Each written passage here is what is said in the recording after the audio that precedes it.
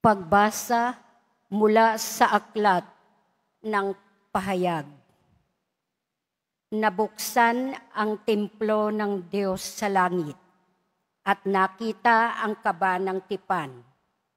Kasunod nito'y lumitaw sa langit ang isang kagilag-gilalas na tanda, isang babaeng nararamtan ng araw at nakatungtong sa buwan.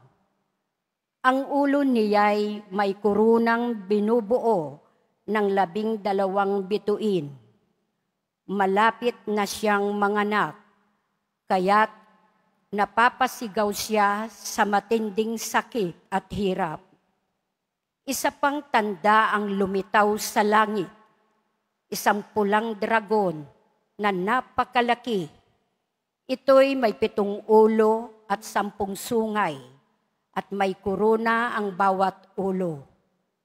Sinaklot ng kanyang buntot ang 3 bahagi ng mga bituin sa langit at inihagis ang mga iyon sa lupa. Pagkatapos ay tumayo siya sa paanan ng babaeng malapit ng manganak upang lamunin ang sanggol sa sandaling ito'y isilang. At ang babae ay nagsilang ng sanggol na lalaki. Ngunit may umagaw sa bata at dinala ito sa Diyos, sa kanyang trono. Ang sanggol na ito ang itinakdang maghahari sa lahat ng bansa sa pamamagitan ng kamay na bakal. Ang babae naman ay tumakas patungo sa ilang, isang dakong inihanda ng Diyos para sa kanya.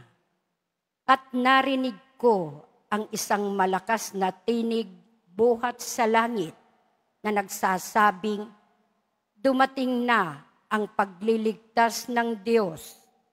Ipinamalas na niya ang kanyang kapangyarihan bilang hari. Ipinamalas na ng Mesiyas ang kanyang karapatan. Ang salita ng Diyos. Salamat sa Diyos.